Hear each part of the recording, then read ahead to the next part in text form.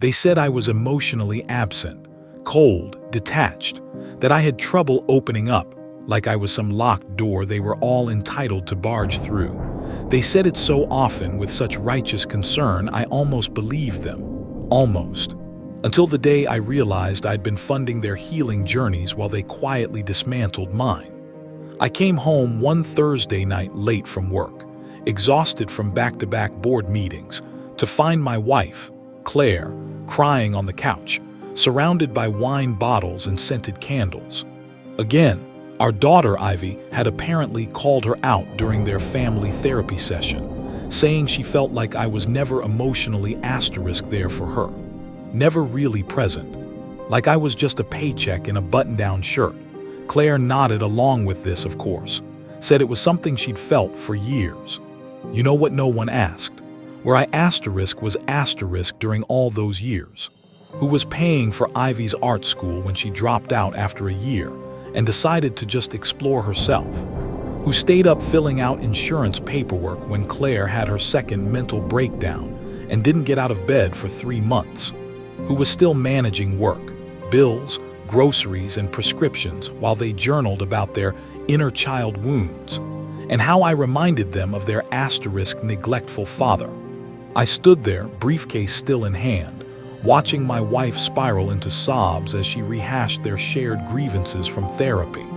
She told me I needed help, that I should finally go to therapy like the rest of them had. She said this without irony, as she refilled her glass with a $70 bottle of red I'd bought, the same bottle she once told me tasted like dried trauma and ego. I went upstairs. I didn't yell, didn't throw things, didn't cry. I just sat in the dark of our master bedroom thinking. Something inside me cracked that night, but it didn't break, not fully. It woke up. For weeks I played the role, the emotionally absent husband, the dry, disconnected father. They wore their diagnoses like badges: Claire, the empathic overfeeler; Ivy, the sensitive truth seeker. I was the villain in every scene, the corporate robot with stunted empathy. I let them talk about me in their therapy circles. I paid for their Zoom sessions. I even nodded politely when they used terms like emotional labor and toxic masculinity in our dinner conversations. But here's the thing, I listened. And when you listen long enough, the truth stops whispering and starts screaming. Claire started leaving her journals out, careless, or maybe intentional, part of some twisted test. Ivy posted on her private Instagram about navigating trauma with a disassociated parent. I read every post, every word. I watched Ivy's therapist, a smug, 28-year-old with a crystal necklace and an online certificate, tell her she was breaking the generational cycle of repression. The same therapist I paid $250 a session for. And then, something happened that finally pushed me over the edge. Claire had planned a healing retreat in Arizona. 4 days of yoga, breathwork, and womb-based storytelling with a group of women she met online. I was supposed to wire $200 for it. When I asked her what the hell womb-based storytelling was, she told me I wasn't evolved enough to understand. That was her favorite line lately, that I was stuck in some primitive masculine shell, unable to feel. That night I transferred the money, but not to the retreat. Instead, I hired a private investigator, and that's when the facade really started to crack. 2 weeks later, I received the first folder: pictures, emails, audio recordings. Claire wasn't going to Arizona. She was going to meet a man named Arlo, her soul mirror, apparently. A man she'd met on some esoteric healing forum. He ran an experimental commune in New Mexico, where people lived off-grid and reconnected with their sacred sensuality. She was calling it a retreat . He was calling it a trial partnership. I should have been devastated, and maybe some part of me was. But another part, a colder, older part, felt something else entirely: clarity. I didn't confront her, not right away. No, that would have been too easy, too expected. Instead, I went to therapy, real therapy. Not the echo chamber variety. Not the self-indulgent kind where everyone blames their parents for everything. No, I found someone who asked me real questions, forced me to look at myself without tearing me apart. Week by week, I started to rebuild, quietly, secretly. And while they wrote poems about their pain and made TikToks about toxic men, I built a plan. Because I wasn't emotionally absent, I was observing. And I was about to stop paying for their enlightenment. Claire returned from her so-called retreat, looking radiant in that sickly way people do when they've convinced themselves betrayal is actually personal growth. Her skin was tanned, glowing even. Her smile had a smug softness, like she'd reached some inner peace I'd supposedly denied her. She smelled like sandalwood and clove, like the incense from her healing circles had seeped into her bloodstream. She kissed me on the cheek when she walked through the door and said, "I feel like I met myself again." I smiled, told her she looked beautiful, and she did, in the way a liar always looks most beautiful right before the truth sets them on fire. Ivy didn't say much. She had come back from college for spring break and was already retreating into her usual performative aloofness, sighing every 5 minutes and carrying her crystals in a velvet pouch like they were sacred objects. She posted a selfie the next morning captioned, "Boundaries are the highest form of love."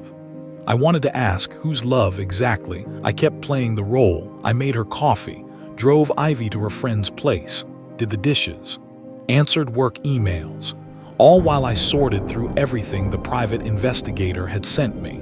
Arlo, Claire's soul mirror, was exactly the type of man you'd imagine in this twisted theater. Long hair, sun-creased face, bare feet, and just enough charisma to manipulate women into thinking orgasms were a form of enlightenment. He had a YouTube channel where he talked about the divine rebalancing of masculine-feminine polarities. And in one video, he actually said, "The masculine must yield, surrender, and witness the chaos without interfering." But yield, surrender, not yet.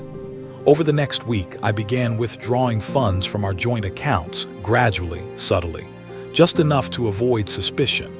I opened a new personal account in a different bank under a name only my accountant knew. I rerouted auto pays, redirected mail, froze some discretionary expenses under the guise of budget cuts at work. Claire barely noticed. She was too busy reading books with titles like The Emotionally Absent Man, A Guide to Reclaiming Your Power. Oh, the irony. I started sleeping in the guest room, told her I was having trouble regulating my sleep and needed a new routine. She nodded like she understood, probably thought I was finally getting in touch with myself. Ivy joined in, too. They started hosting Sacred Sundays in the living room, where they'd write affirmations and draw cards about releasing anger, practicing forgiveness. Always in white linen, always with that damn Gong app playing in the background. I waited for the perfect moment. Because revenge, real revenge, isn't just about exposing betrayal. It's about reframing it, turning it into a mirror so clear they finally see themselves the way you always did. Claire's birthday was coming up. Ivy suggested we do something healing and inclusive. Maybe a family therapy dinner where we could all open our hearts. She looked me dead in the eyes when she said that, like she was daring me to ruin it. I just smiled and said, "Sounds perfect." And so I planned it. I booked a private room at her favorite vegan restaurant, the one with the raw cacao truffles and kombucha flights. I invited Ivy's therapist, Claire's Reiki healer, even Arlo. Yes, especially Arlo. He thought it would be a beautiful opportunity for soul alignment. I told him I was grateful, that I wanted to be part of Claire's expansion. The night of the dinner, I wore my best suit. Brought a gift, a thick manila folder tied with a velvet ribbon. Claire opened it slowly, curious, slightly confused. Inside were printed emails, hotel confirmations, photos. One grainy screenshot of a live Zoom call where Claire was sitting naked in Arlo's lap under some tapestry that looked like a womb. I watched the blood drain from her face. Ivy gasped. The therapist blinked like she couldn't process it. Arlo, he laughed. said something about truth being nonlinear. Then I stood up calmly and spoke. I've been paying for your therapy, for your retreats, for your spiritual awakening, and all this time you've called me emotionally absent. You said I don't feel, but what you meant was I do * bleed for you on command. You wanted a man who sobbed at your feet and begged for scraps of affection, but I'm not that man. I've felt every betrayal, every lie, and I let you stack them brick by brick until now when the whole house collapses. Claire tried to interrupt, but I kept going. Every dollar in your healing journey came from me, and starting tomorrow, that journey is over. The accounts are frozen, the cards are canceled, I've filed for divorce, and the therapy, I've scheduled my own with a lawyer. I walked out before anyone could respond. That was the thing about being emotionally absent. They thought I didn't care. But the truth was, I cared enough to burn it all down. The silence in the car on the way home was heavier than anything I'd ever felt in 20 years of marriage. Claire didn't come after me. Ivy didn't call. I knew they were in damage control mode, spinning stories in their heads about how I was the one who'd snapped, how I had ruined what could have been a healing moment. But the truth had detonated loud, bright, and undeniable. By the time I pulled into our driveway that night, the glow of their curated world had dimmed. The string lights Claire hung in the backyard looked pathetic now, cheap fairy tales wrapped around rotting wood. I stepped inside our house, our so-called sanctuary, and for the first time in years I breathed without apology. I slept well, deeply. No late-night spiraling, no thoughts of how I should have reacted differently. No questioning if I had misunderstood something again. The next morning, Claire was gone. I expected it. I knew where she went. A little cottage in Santa Fe, rented under a different name. Arlo was there, of course. Her real connection. Ivy stayed behind but barely spoke to me. She shuffled around the house in silence, headphones in, journaling with furious strokes, like she was trying to write me into the villain I refused to be anymore. 2 days passed before I got the email. Claire's subject line read, "We need to talk for Ivy's sake." No, I'm sorry. No, can we meet? Just a demand masked as concern. She said I had overreacted, that I had violated her privacy, that the healing retreat wasn't technically infidelity because they'd been exploring polyspiritual dynamics, and I refused to participate. She didn't know I had screenshots of everything. She didn't know I had backup drives stored at my office, months worth of audio files, texts, retreat group chats. Insurance, really. Because emotionally absent men like me, we're meticulous, calculated. And we never bet unless the deck is rigged. I replied only once. Short, precise. The paperwork is filed. My lawyer will be in touch. Ivy is free to stay here until the semester starts, but finances will be transitioned. Therapy funding stops this Friday. Arlo can cover your next breakthrough. I sent it, closed the laptop, and for the first time in months I made coffee for myself. Not Claire's turmeric oat milk nonsense. Not Ivy's adaptogen mushroom brew. Just coffee, black, bitter, clean. That afternoon Ivy finally spoke. "You didn't have to humiliate her like that," she said, standing in the doorway of the kitchen, arms crossed. Her eyes were glassy, defensive, but under the bravado I saw it confusion, maybe even doubt. I looked up from my mug. "I didn't humiliate her, Ivy, I revealed her." She didn't reply, just stared at me the way a child looks at a stranger who used to be their parent. "She's your mother," I said, gentler now. "And I'll always respect that, but you need to understand something. I wasn't absent. I was * silent. There's a difference." She shifted her weight. "You never cried, not once. Not when Grandma died. Not even when Mom had her breakdown." "I did," I said quietly. "You just didn't see it. Because while you were watching her unravel, I was holding the pieces together. Alone." Ivy looked down. Something cracked in her expression, not shattering but splintering. Enough for the light to leak through. That night she didn't eat dinner with me. But she also didn't slam her door. Small progress. I began sorting the house. I contacted realtors, pulled records, arranged consultations. The house would be sold by summer. Ivy could choose to stay with me in a new condo or with her mother in the desert spiritual gulag. Her choice. I stopped checking Claire's socials, stopped watching Ivy's passive-aggressive Instagram stories, stopped opening emails that weren't from my lawyer. I spent my evenings reading novels I used to love, walking, listening to silence not as punishment but as freedom. And then, 2 weeks later, I got the call. It was from Claire's Reiki healer. She said she felt called to reach out, that Claire had taken a turn, that she wasn't doing well emotionally, that maybe I could find it in my heart to offer support during this difficult realignment. But I let her speak, every sanctimonious syllable. Then I told her the truth. I've spent my entire adult life offering support, money, time, stability. I gave them all the tools to heal and they used them to wound me. I'm done. But she tried to object, said something about compassion. I hung up, because at some point, being called emotionally absent becomes the armor that saves your life. 2 months passed. Spring bled into early summer and the house became quieter than ever before, not empty but echoing. Ivy stayed through May. She kept mostly to herself, though her posture had changed. Less defiant, less performative. One evening, I came home from work and found her curled up on the couch with one of my old Raymond Carver books. She didn't say anything about it, just looked up, then looked back down. That was enough.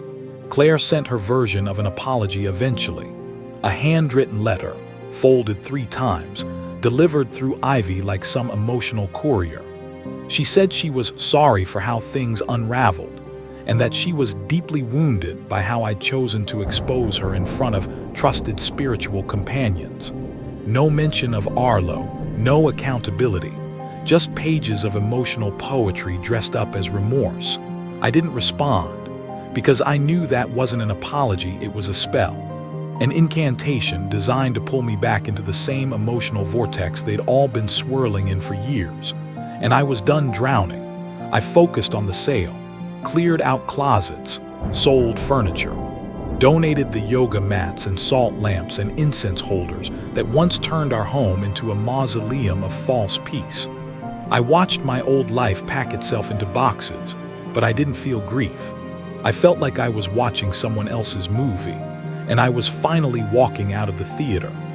Ivy and I had one real conversation before she left for her summer program. She stood by the front door, suitcase in hand, shoulders stiff. The air between us felt like glass, delicate, sharp, uncertain. "Dad," she said, hesitating, "can I ask you something?" I nodded. "When Mom started spiraling, why didn't you tell me? Why didn't you ever talk to me about it?" Her voice cracked slightly, and I saw it then. She hadn't hated me. She'd just been following her mother's script. And for years, I had let them direct the play. I sat down slowly on the edge of the stairs. "Because you were a kid, and I didn't want you to carry the weight of what she was going through, or what I was going through. You were supposed to feel safe." She swallowed hard, but I didn't. I felt confused. I felt invisible. I nodded again. "So did I." She looked away, blinked fast, then stepped forward. "I don't know what I believe anymore. About Mom, about you, about any of it." "That's okay," I said. "Beliefs change. It's what you do with the truth that matters." She hugged me then, brief, hesitant, but real, a silent truce. And when she pulled away, she said something I'll never forget. "You weren't absent. You were surviving." Ivy left that afternoon.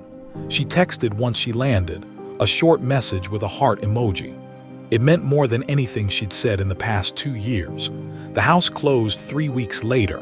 I moved into a 2-bedroom condo overlooking the river. Clean lines, solid walls, peaceful. My new therapist, a no-nonsense woman in her 60s with a steel gaze and a tragic backstory of her own, said I was in what she called the quiet phase, where the adrenaline fades, and you have to sit with yourself without the drama, without the distraction, and decide who you are when no one's labeling you anymore. I learned how to cook simple meals again, took long walks, bought a record player, listened to old jazz records late into the night, not out of loneliness, but because the silence finally had room for music. Claire tried to contact me twice more, once through Ivy, once through her lawyer. She wanted to co-create a conscious uncoupling. She wanted joint statements, shared visions, emotional closure. I declined. Closure wasn't something I owed her. It was something I gave myself. The final legal meeting was swift. The mediator, a soft-spoken man who looked like he'd rather be anywhere else, asked if we had any final words. Claire said she wished we had tried harder to understand each other. I said I had. For 20 years, the paperwork was signed. The silence was permanent. Now when people ask what happened, I don't tell them the full story. I just say, they called me emotionally absent, but forgot I was the one paying for their therapy. And when they look at me, eyes wide, curious, confused, I smile, sip my black coffee, and let them wonder what kind of man survives the fire without making a sound.